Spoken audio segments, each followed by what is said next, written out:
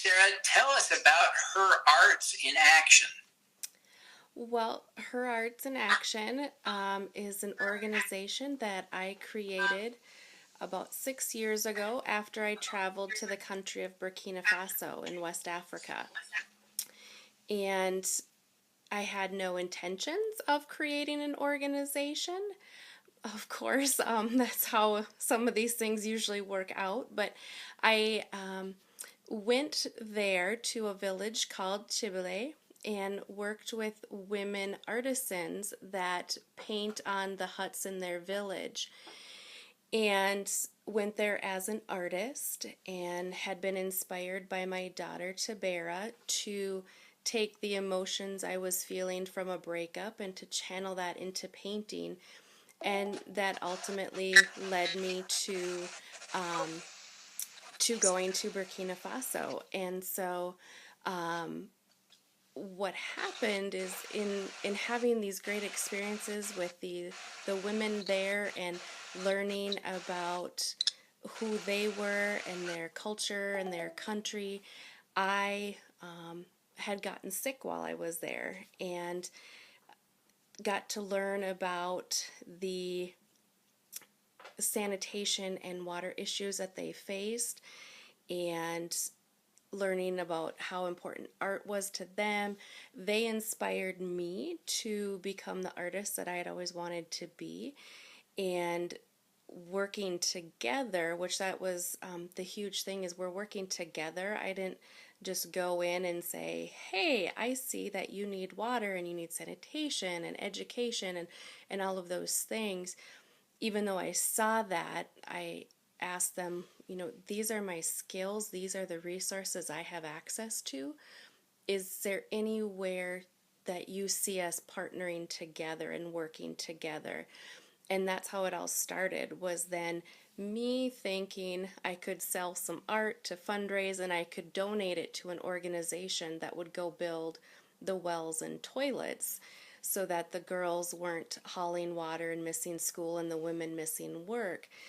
And come to find out after doing a bunch of research that any organization that was working in the country at the time, they weren't working in that region and they had no desire to. And so that led me to creating Her Arts in Action. And you're focused on raising $2,000 for the well and latrines. Is that right? Yeah, it's the final $2,000, and that'll get us to over 15,000. So, because I had no intentions of creating this organization, when I first started putting things together, we needed to do research and development to even know where things needed to be, how much we needed.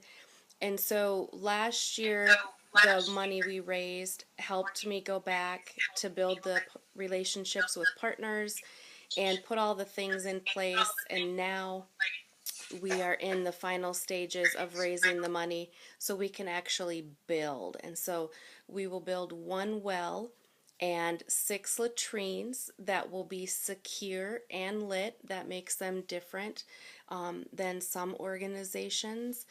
And that will serve 350 people in this one part of the village where all these artists are and the children. And once they have that access, then the next step next year will be, working on the scholarships for those girls that need help to be able to attend school, microloans for the women that need to expand their agricultural business, and then the tools that will help them have a healthier life now that they'll have access to clean water and sanitation, which was the original goal. They had said that they wanted access to education and employment, and that's how water and sanitation even came up, is when we were looking at the hierarchy of needs, well, if we don't have access to air and water, and we're spending 4 hours a day hauling water, then they can't be in school or work. So getting this build done means then we can go on to those next steps of what they were looking for. Yeah, it's great to hear about about the great things you're doing. Now, remind me, what took you to Burkina Faso the first time? Holy cow, nobody goes to Burkina Faso.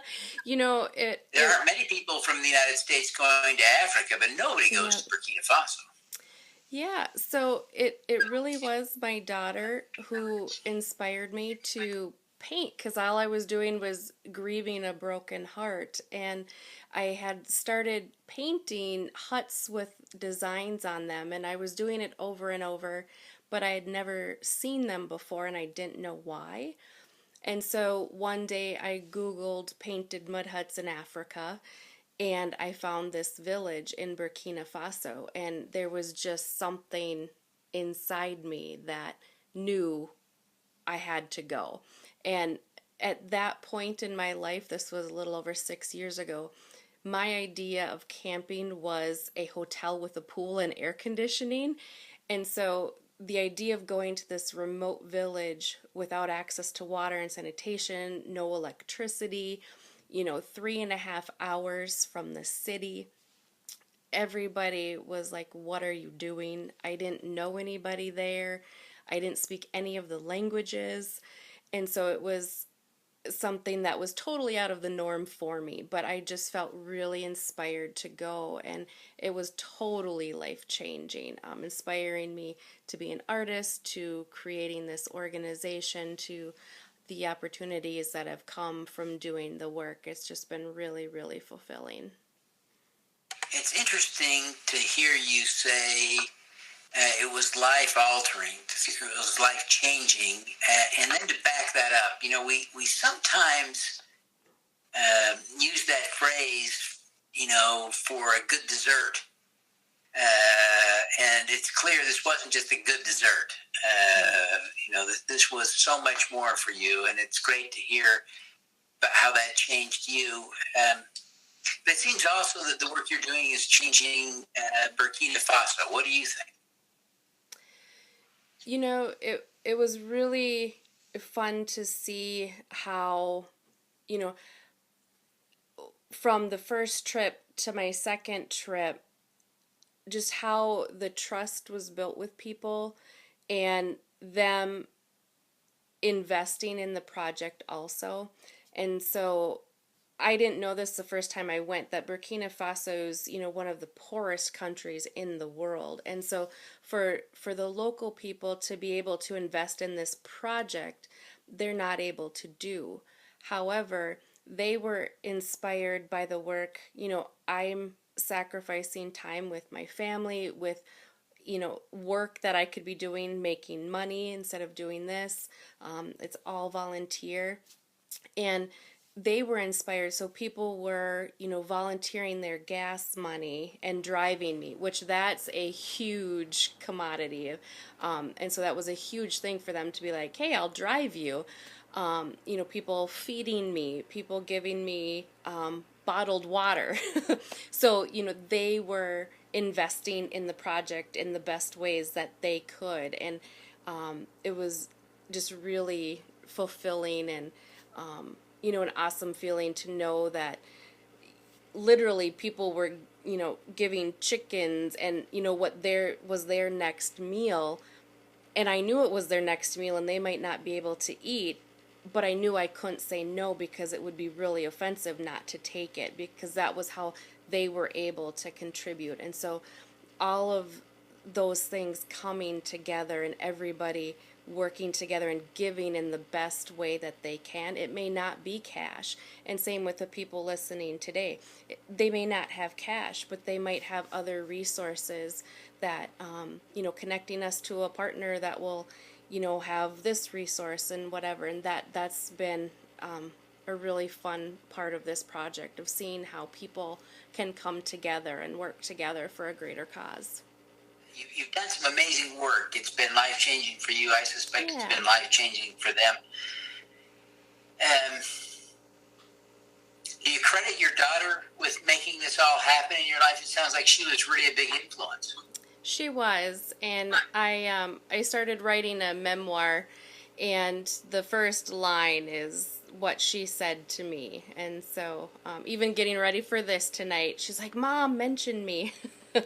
So yeah, it's been a great thing, going through that process with her. And she's even writing a paper right now for her finals, for a service learning project of working with this project.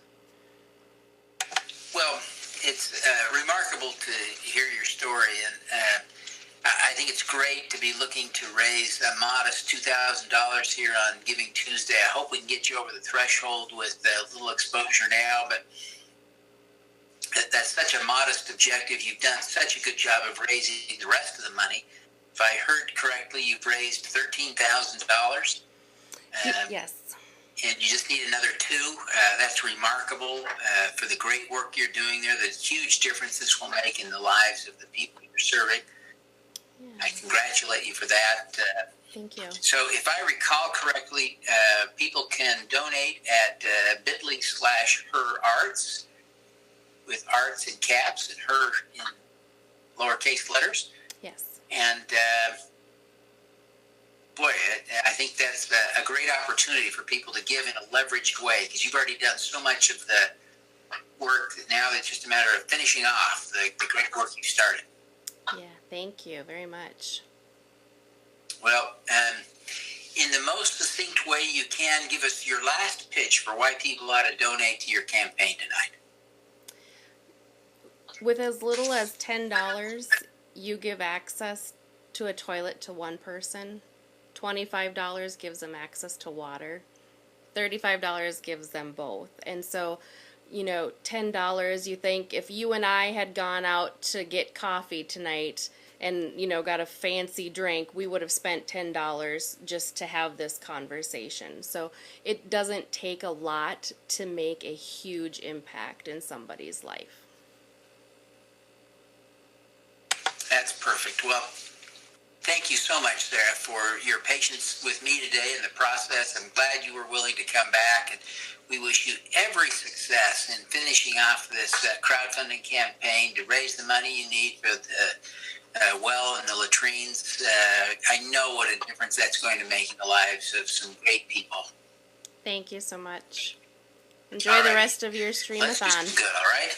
Thank you.